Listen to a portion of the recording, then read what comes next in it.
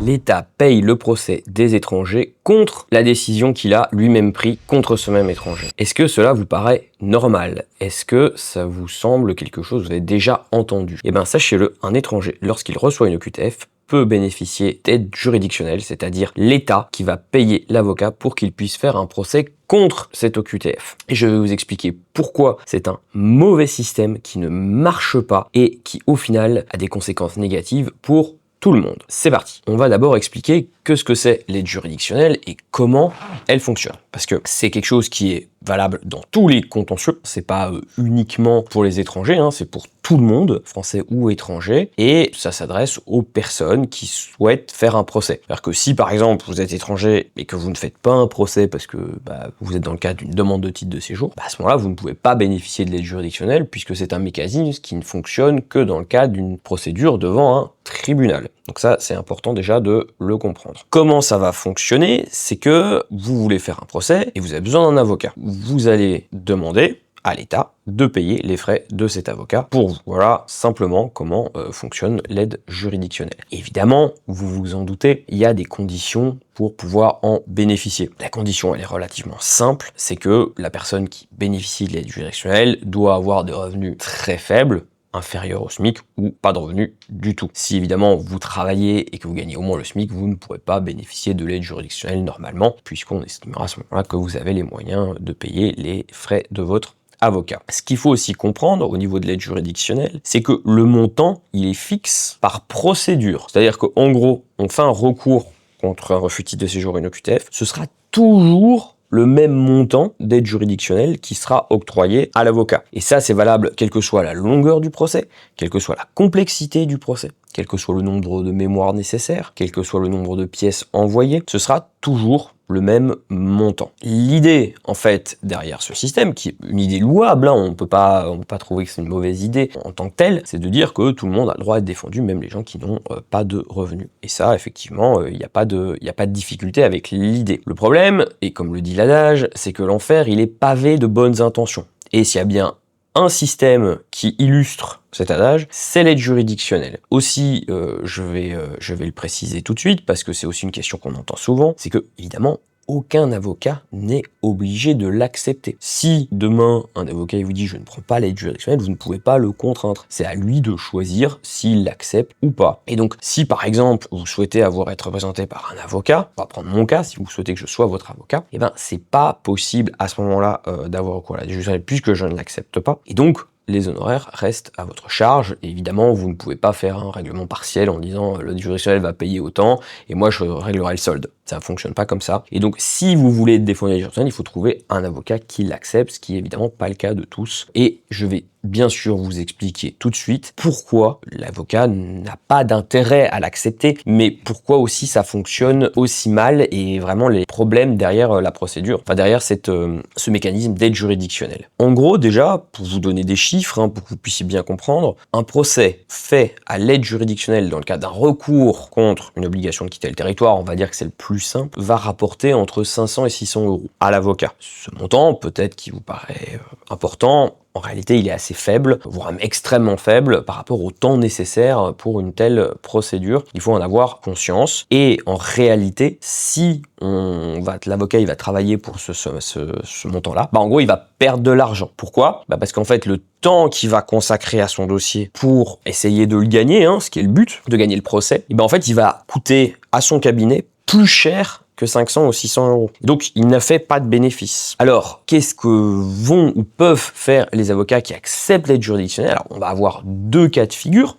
Je vais vous les expliquer. Le premier, c'est le cas de l'avocat qui va dire, bon, moi, je prends par exemple 10% de dossier à l'aide juridictionnelle. Et donc, il sait que sur ces 10%-là, il perd de l'argent. Et il va augmenter les honoraires des autres pour compenser la perte qu'il fait sur l'aide juridictionnelle. Ce qui revient à dire que c'est les autres clients qui vont payer pour ceux qui sont à l'aide juridictionnelle. C'est tout à fait, l'avocat a tout à fait le droit de faire comme ça, s'il le souhaite. Ça, c'est une possibilité, ça permet, on va dire, d'avoir une forme d'équilibre financier. L'autre possibilité, et c'est celle qu'on voit le plus souvent, c'est que pour être rentable, on va faire beaucoup plus de dossiers à l'aide juridictionnelle. Au lieu d'en faire un, qui va prendre, je sais pas, 8 heures de travail, on va en faire 4 pour arriver à peu près à la même somme et donc à pouvoir au moins en vivre. Et la difficulté, c'est qu'évidemment, vous vous doutez bien que quand vous avez un client ou vous en avez 4, on peut pas consacrer autant de temps à chaque client que s'il y en a qu'un seul. Et ça, c'est pas toujours facile à comprendre, d'accord? Celui, donc, qui a obtenu l'aide juridictionnelle, il estime en tout cas, qu'il va pouvoir avoir un accès à son avocat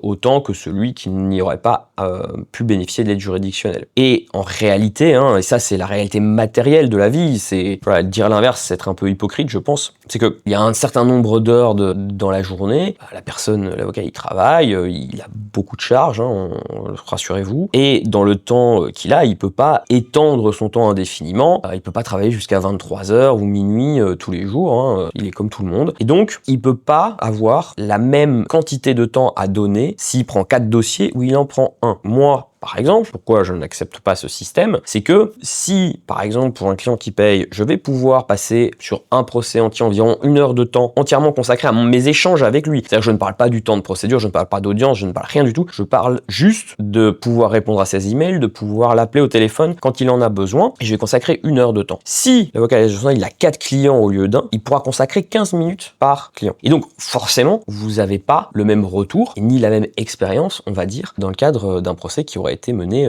au titre de l'aide juridictionnelle. Et donc, on n'a pas forcément le même rendu à la fin. Je parle même pas du résultat, je parle juste de savoir des échanges et du retour qu'on peut avoir. Petite précision, qui je pense aussi est importante quand on parle d'aide juridictionnelle pour que vous compreniez bien, c'est que l'avocat qui l'accepte, il n'est pas payé avant la fin du procès. En gros, imaginons que vous saisissez le tribunal le 1er janvier de l'année, on peut estimer que l'avocat il sera pas payé avant, octobre, novembre, décembre de la même année, si tout se passe bien. Donc ça veut dire que pendant 10 mois pratiquement, l'avocat il a travaillé mais il a absolument pas eu 1 euro. Et donc c'est aussi compliqué parce que ça veut dire que ça fragilise la structure juridique de la structure économique. Il faut aussi savoir, contrairement à ce que vous pouvez imaginer, que la grande majorité des avocats qui travaillent dans ce domaine travaillent tout seuls, donc ils n'ont pas 5 associés derrière eux qui peuvent leur permettre d'avoir une trésorerie pour pouvoir tenir si jamais ça prend du temps. Donc ça, c'est des situations précaires et donc ce système il est très compliqué parce qu'il y a ce délai d'attente pour pouvoir être réglé à la toute fin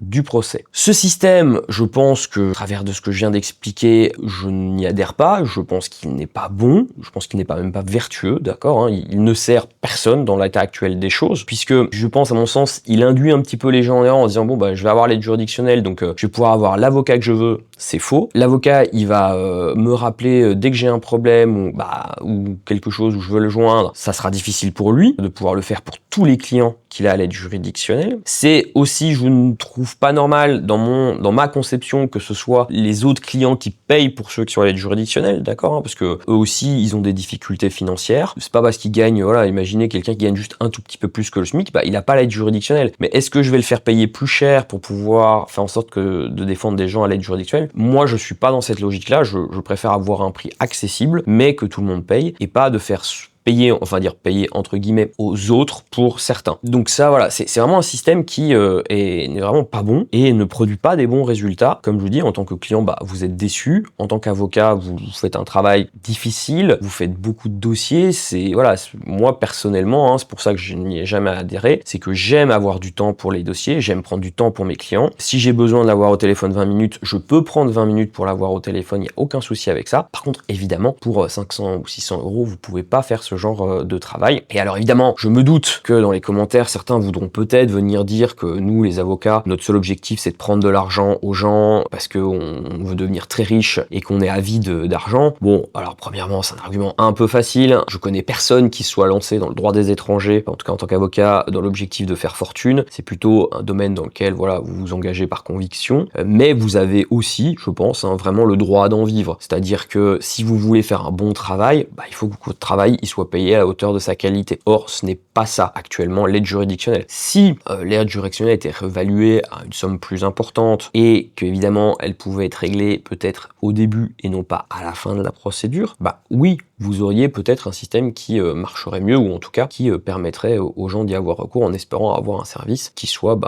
satisfaisant pour tout le monde. Et en plus, clairement, quand vous faites beaucoup de dossiers et que vous y consacrez moins de temps, vous avez, à mon sens, moins de chances de réussir, de gagner à la fin. Et quel est l'intérêt de se dire je vais prendre plein de dossiers pour tous les perdre. Vous doutez bien, hein, vous comme moi, quand un dossier il est perdu, la personne elle n'est pas très contente et c'est normal. Mais si on doit faire 5 dossiers dans le temps où normalement on en fait un, c'est impossible d'arriver au même type de résultat que quand on a du temps. Et donc il y a aussi ce facteur à prendre en compte quand voilà, vous dites les avocats ils veulent juste gagner de l'argent sur le dos des étrangers. Non, si vous êtes avocat en droit des étrangers, vous avez envie de défendre vos clients et honnêtement je ne vois pas pourquoi on aurait envie de perdre des procès, ça n'a pas beaucoup d'intérêt, hein. Personne n'aime perdre un procès, ou alors c'est faut changer de métier. On veut gagner les dossiers des clients, c'est une évidence, et on veut être en mesure de les gagner et d'y mettre le temps nécessaire. Et c'est là où la J pêche, ou l'aide juridictionnelle, hein, c'est comme ça, diminutif c'est l'AJ, c'est qu'elle ne met pas les avocats ni les clients dans une position où ils peuvent espérer que, in fine, ils gagneront le procès, ou en tout cas qu'ils auront une prestation, à mon sens, de qualité. Donc voilà ce qu'est l'aide juridictionnelle, comment ça fonctionne. Comme je l'ai expliqué dans le cas des étrangers, mais sachez que ça fonctionne pour tous les types de contentieux en France et que la logique va être la même, hein. C'est-à-dire que si vous êtes dans un autre type de contentieux, la personne, je sais pas, l'avocat il va toucher 300 € pour le procès. Est-ce que voilà, il va avoir envie de le faire? C'est pas forcément gagné d'avance. Est-ce que vous connaissiez ce système? Est-ce que vous saviez qu'il existait? Est-ce que vous trouvez que c'est un bon système? Après, voilà, est-ce que voilà, vous l'avez utilisé pour vous, par contre, c'est extrêmement vertueux, ça marche super bien, vous trouvez ça génial? Ou au contraire, vous en avez fait l'expérience et aujourd'hui vous dites, je préfère de loin ne pas y avoir recours et payer l'intégralité des honoraires pour pouvoir choisir l'avocat que je veux. Moi, j'ai eu beaucoup de retours comme ça de mes clients, c'est-à-dire qu'ils ont une fois eu recours à l'aide juridictionnelle, pas été très satisfaits, et au final, aujourd'hui, ils préfèrent de loin payer les honoraires, hein, plutôt que d'avoir recours à l'aide juridictionnelle parce qu'ils savent que malheureusement c'est difficile d'obtenir un résultat satisfaisant avec ce type de procédure. En tout cas, donnez-moi votre avis dans les commentaires, n'hésitez pas à liker la vidéo, n'hésitez pas à la partager, n'hésitez pas à me donner des idées, hein, si vous avez des idées pour des vidéos ou à poser des questions. Généralement, j'y réponds. Je voulais aussi en profiter pour vous remercier tous, puisque la chaîne est maintenant à 5000 abonnés,